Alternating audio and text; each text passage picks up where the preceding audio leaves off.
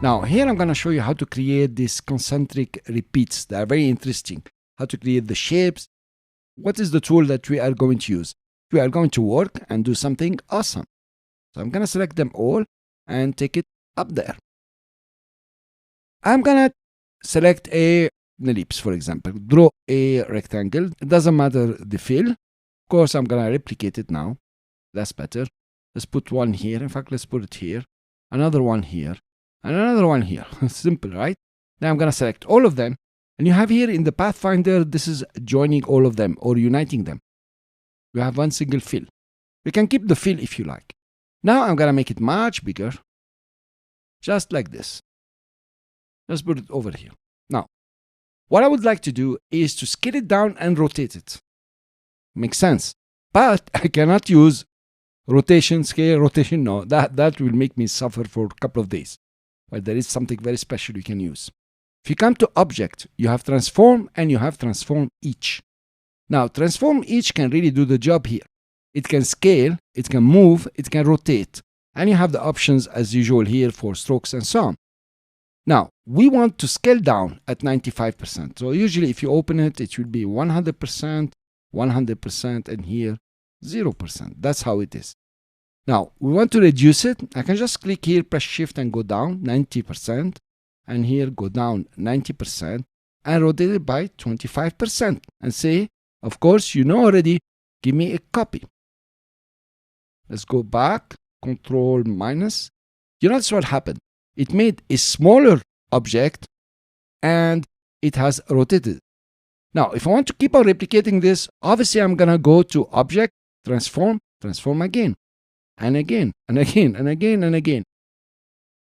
We have something very beautiful coming up. I'm going to keep it pressed until infinity. Now I'm going to select it here and just put it in the middle.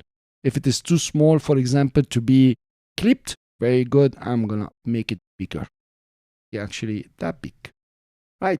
Now I'm going to go ahead and the rectangle tool, come over here and clip it as best as I can. Actually, that's not my best. So I'm going to select them all now. The way to select all these things is to be in the center. You know, we are scaling and rotating from the center. Then we come to Object and clipping mask, make. Now we created something awesome. Actually, it's nicer than this one. So this is the style. You create a certain shape and you can play with it. Notice now, I can select them all and go to Window Swatches and open the gradient library. I have so many I was testing with. You can also, play with them.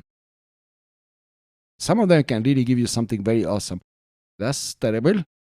That's terrible. That's terrible.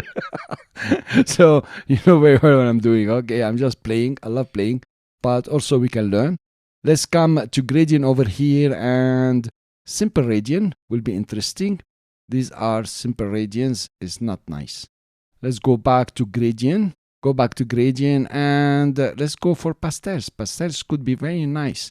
I don't know if you like pastels. It's coming up awful with me. Sorry guys, but okay, I wanted to show you. I failed to show you, but you got the picture. You got how it works with the gradients here. You can really get something awesome if you like to. It depends on your choice of colors also. This is the way to do it. It's very, very easy. Just create compound shape, or a shape. In fact, you don't even have to join them. You can just group them, but it will play games with the gradient. Here you are. You start doing something like this. You can imagine how this is done. Just a bunch of circles. This is, I think, it is this shape here. That's an interesting shape. If you want to see how it can happen, let's put this one aside. Let's take this shape and put it here and make it big. Why are we scaling down? Because if you scale up, the last one will be on top. Really not something you want, but I want this one on top. Do you notice here the gradient? Very nice. We're going to go to Object, Transform, and Transform Each. 90 will do. 25, I think it will do. Let's copy and go Control D now. Not bad at all. Maybe the 25 degrees was too little or too much, in fact. And you can put it over here, make it a bit bigger. You have an awesome shape. I'm just going to delete this just to show you. You can literally create whatever you like in terms of concentric shapes, make some awesome designs and some work that you really want to show off with. Thank you. I will see you in the next video, guys.